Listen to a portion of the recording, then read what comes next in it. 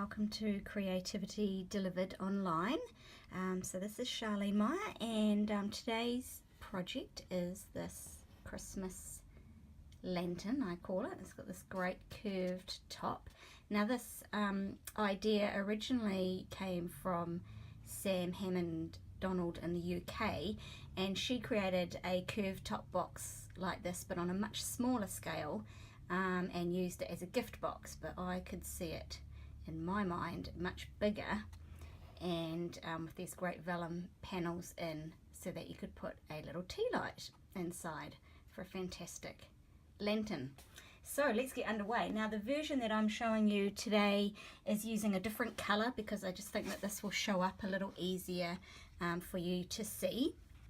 So to start with, you will need 2 pieces of cardstock, 10 inches by 8 inches, and I'm just going to show you on one piece to start with, but you need to do everything I'm about to do twice, so you will need to do it on each of your pieces of cardstock.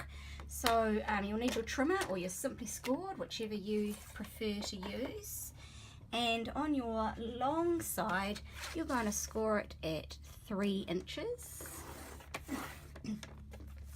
and at 7 inches, and then on your short side you're going to score it at 2.5,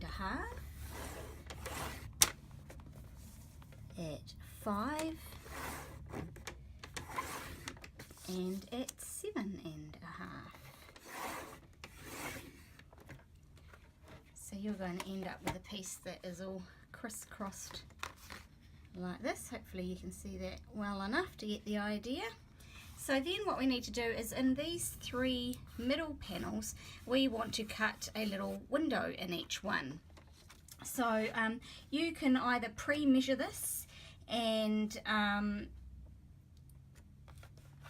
use a pencil and a ruler to pre-measure where your cuts are going to be, or you can just wing it, entirely up to you.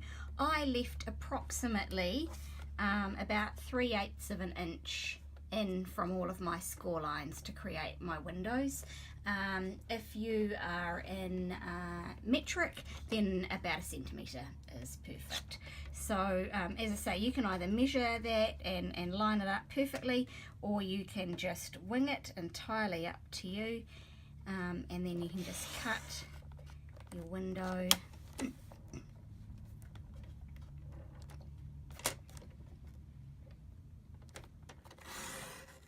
like so, and you're going to do it in each panel, obviously, and we're just going to go this way as well.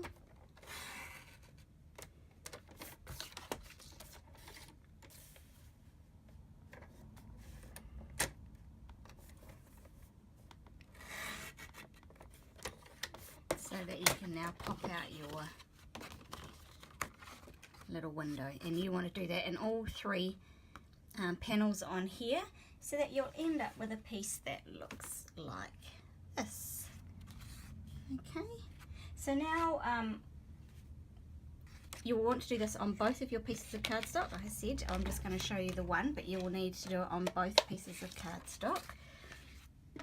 And the next step we want to do is our little vellum windows. So on this one I just stamped with Versamark and heat embossed my images, and of course we're using the Sugar Plum Dreams stamp set from Stampin' Up, and I have a budding ballerina in my home, so this set was absolutely essential for us because we haven't had a ballerina on anything for a while.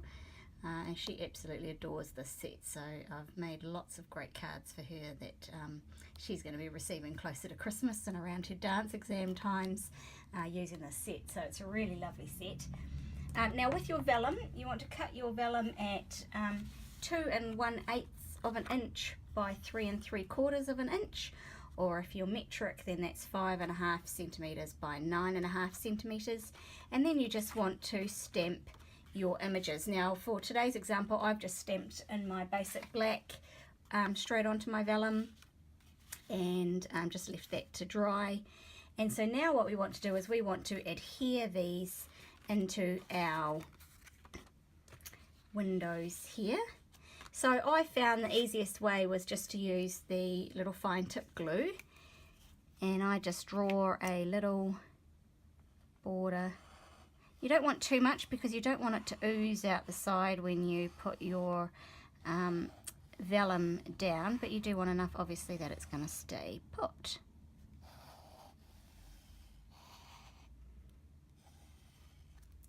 And then you can just pop all of your images. Now I put the images outwards obviously because this is going to be the inside of my box, so just make sure that you do turn your images over before you stick them down so that they are the right way around.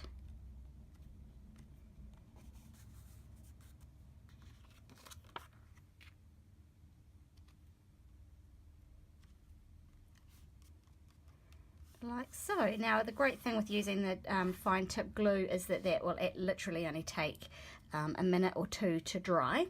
So while we're waiting for that to dry, we can start doing some of our other cutting. So the first bit is on the bottom here. You've got these 3 score lines, and you want to cut all the way up to where it intersects with the cross score. You can obviously use your trimmer for this if you prefer.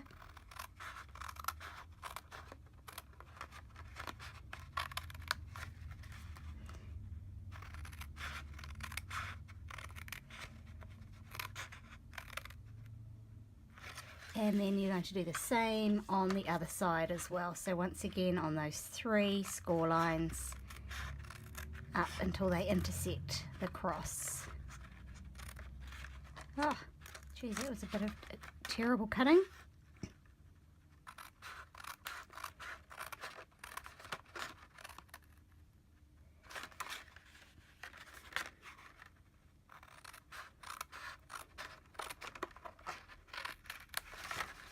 And then you'll be left with these 2 little flaps here.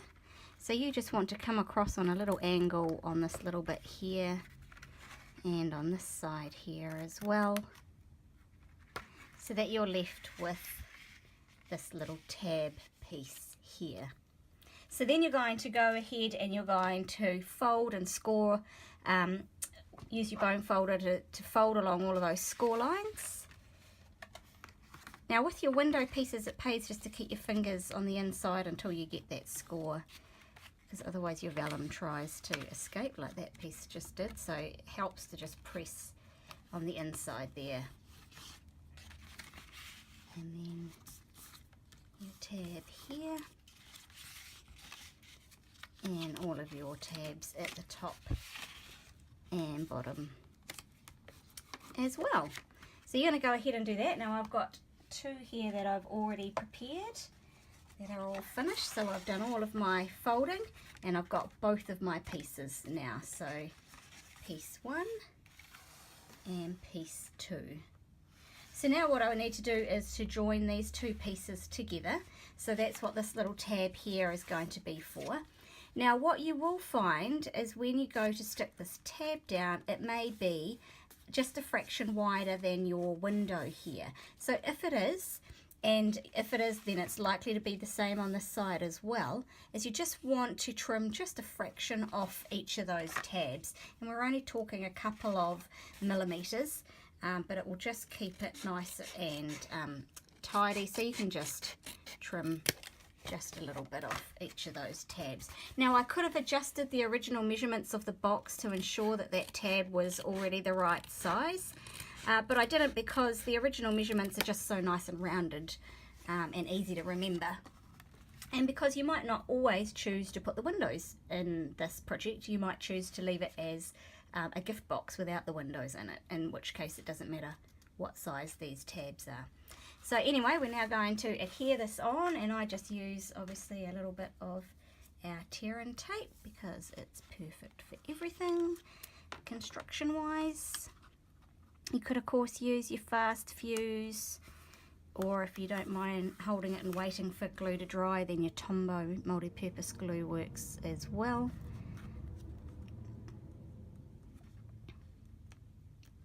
And the backing doesn't want to come off for me today. There we go. So we're just going to adhere this on, and I find it easiest just to line it up flat and then just turn my tab straight over. So now this will be all one piece.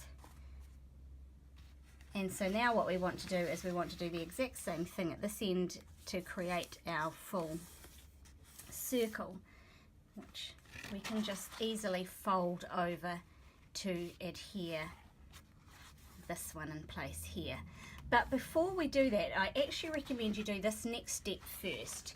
So you're going to take your 1/16 of an inch circle punch, and you want to punch all of your top tabs. So just make sure your pictures are up this way, and that's the tab that you want to punch your holes in. So you want to do on all 6 of your tabs, and you want to center it approximately this way, and then down about 1 centimeter, 3/8 of an inch, whatever. There's no perfect measurement for this.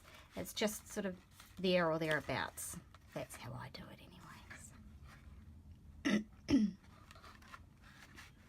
And so you're just going to do that on all of those tabs.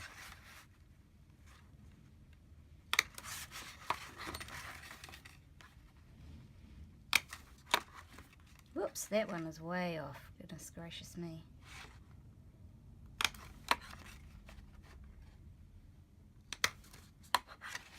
Alright, and then while you've also got it still flat like this, with each of these tabs you just want to curl them by running your bone folder along them. Now they don't need too much of a curve, just a little bit to give them each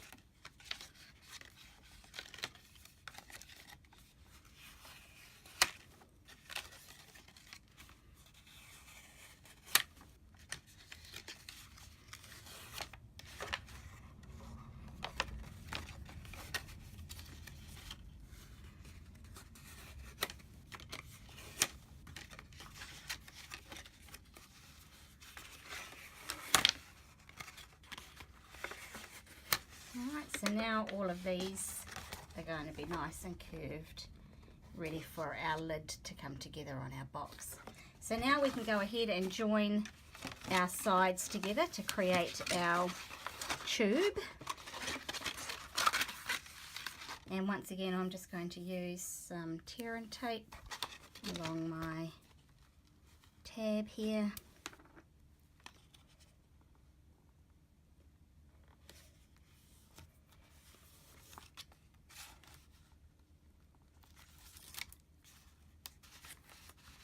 And then just bring this side in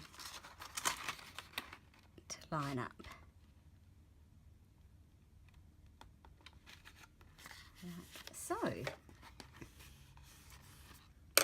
So now you'll have something that looks like this.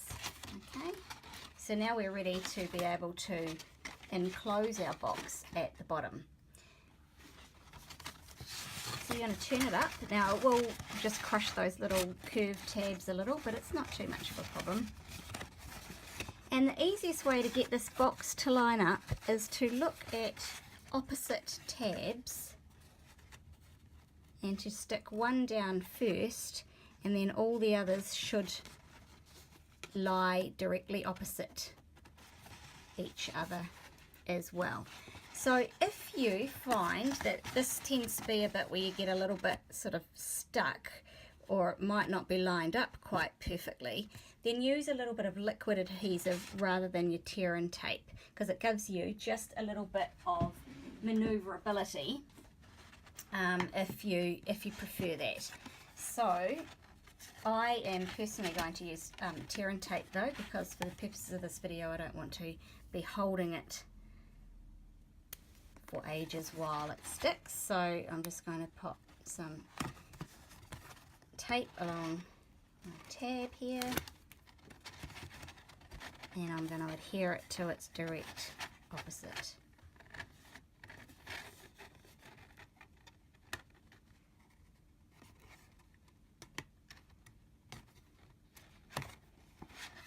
And you might need to just jiggle a little bit when you come to your next ones to make sure that they all fit it as well, like so.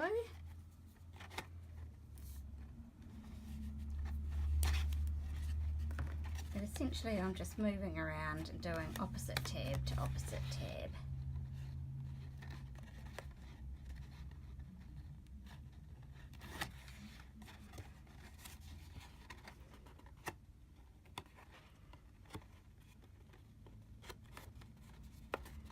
Like so. And then our final one in over the top. Now I don't bother with any adhesive between the tabs, just layering them over one on top of each other is fine, but if you wanted to you could add some adhesive in between each layer if you wanted to, but I find that this works just fine. So now that with all of those tabs folded in, we've got our hexagonal shape and we've got our lantern all set, ready to go. So at this stage, if you were going to use it as a luminary or a lantern, you can pop your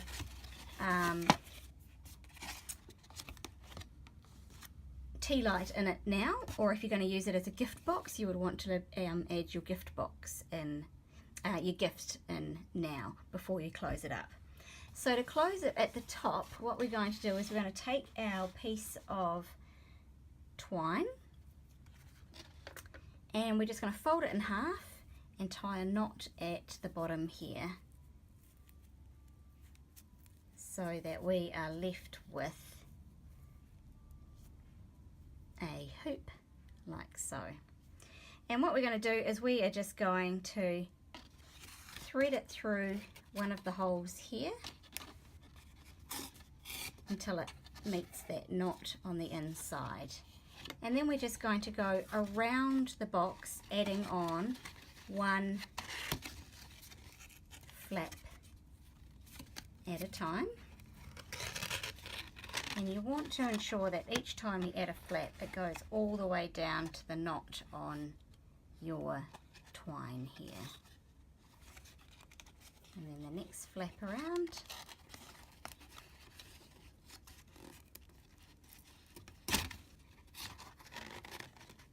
Same thing.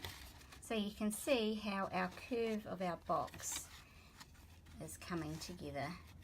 Now this is never going to sit exactly perfect, but you can generally just play a little as you get your tabs in place until you're happy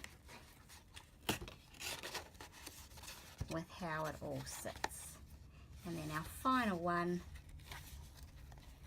comes in the top here,